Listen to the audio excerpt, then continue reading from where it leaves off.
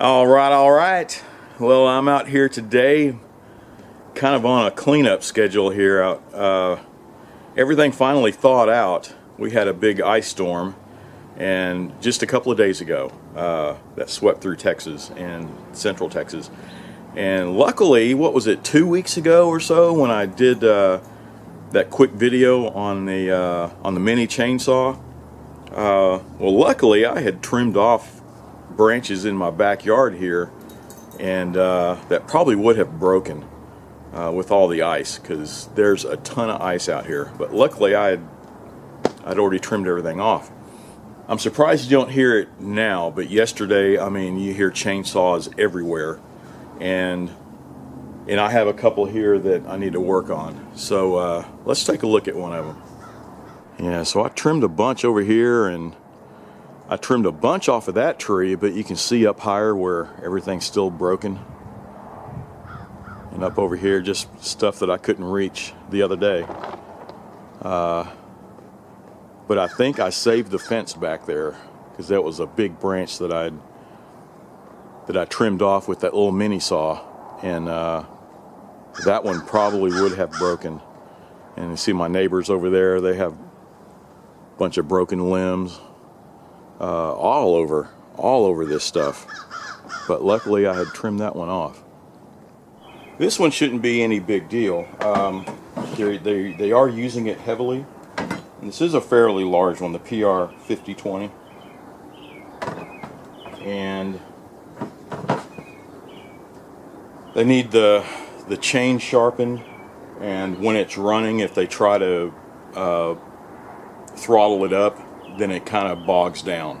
So it sounds like it just needs a carburetor adjustment. So I'm going to sharpen the blade for them, because everywhere out here at the moment is probably sold out of chains, right?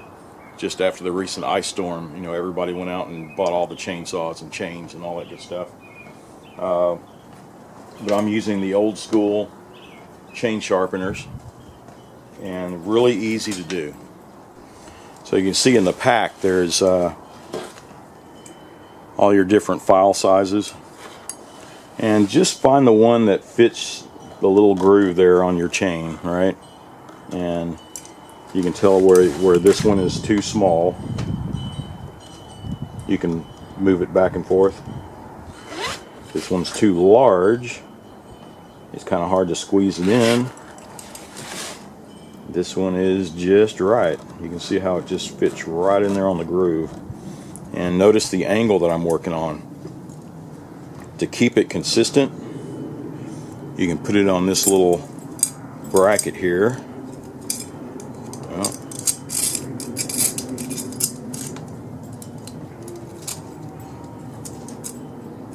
just stick it in there, clamp it into shape, clamp it down, and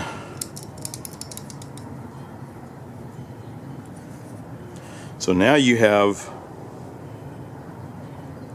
your file where you can insert it in and use this bracket as a guide. You can see the little marks where it's 25 and 10 degrees, and you can position it in, and boom, this one's at 25 degrees. So just use that as a guideline and just work back and forth.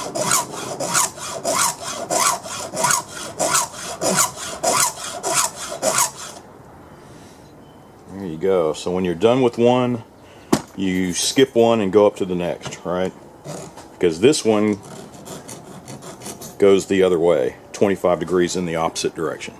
So, and just to be consistent, I just go and I skip it, go to the next one, and just keep track of where you are on the chain. You can mark it with a marker, or put a little, you know, anything, so you'll know when you've gone all the way around, right?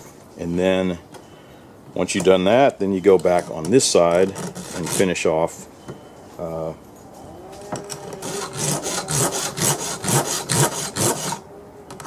the other one.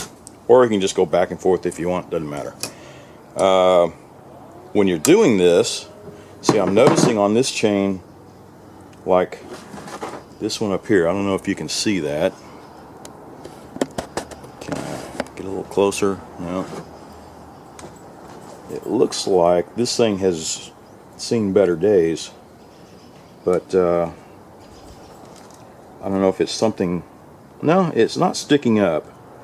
It looks like it had little marks where it looks like some of the metal had been deformed, but actually it's just the color. It feels smooth. Yeah, just look for damage, you know. This one at first I thought they looked damaged, but they're really not. It's just a build up on it. Yeah, so this will work. So I'm going to go through and finish this. It'll take me about 15 minutes.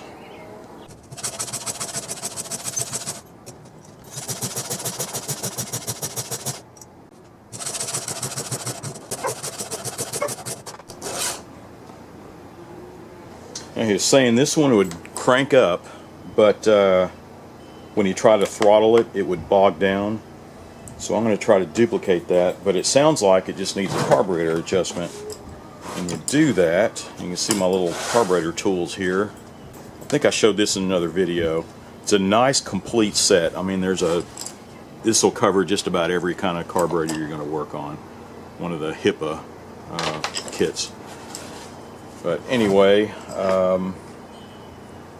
before I had one that had 4 or 5 of these, and it covered probably 80% of what I needed. But this one, man, it's got everything on it.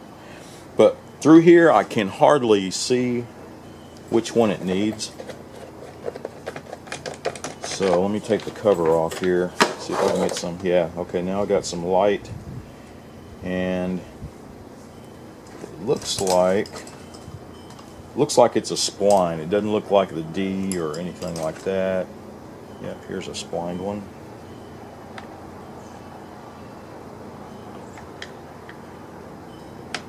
Yep, that's it. Good. But first,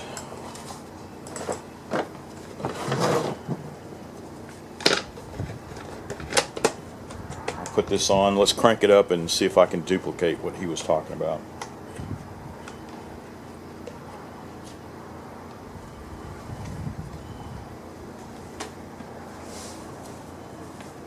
All right.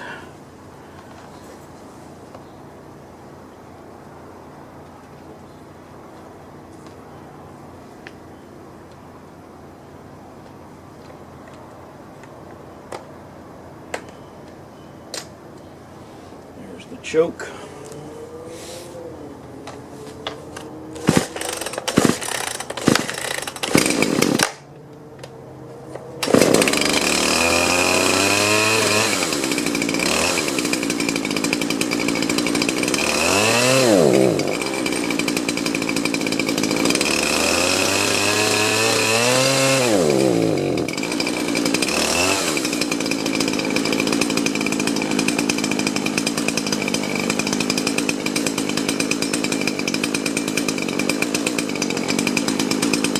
So it's obviously idles fine. So I'm going to go on the high side.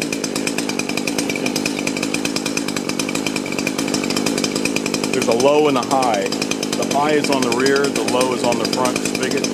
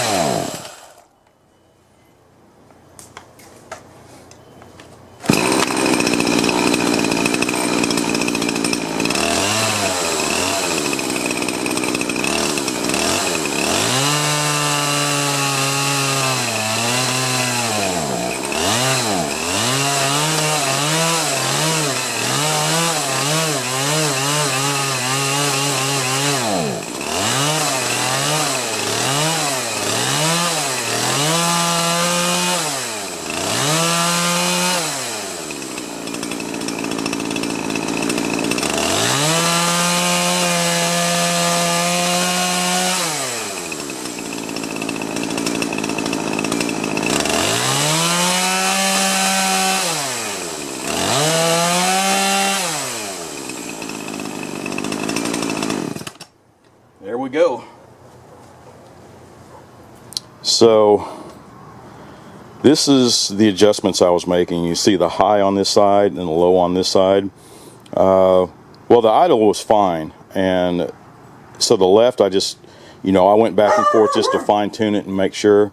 But the big grunt of the adjustment was here on the high side, and you can see when I backed it off, I played around with it, screwing it back in, and when I backed off of it, counterclockwise, then ended up being about what, a half a turn, opening it up, and then boom, you can see it's running great now. So yeah, there's the client, Life Church. But so it's running good. I'm going to try to start it again and make sure before he comes and picks it up. Alright, well, that's about it. That was a really quick tune-up there. Didn't need any, spark plug or anything like that. So this one just needed the chain sharpened and adjusting the carburetor. And on this side, it was just adjusting the high side. And so it's quite easy. Give it a shot. But I guess that's it. I'm going to continue on. I have quite a few chainsaws going on after this big freeze. So there's a lot of limbs and trees that had fallen. And but anyway, that's it for this video. As always, be sure to like, subscribe, and watch for my next video.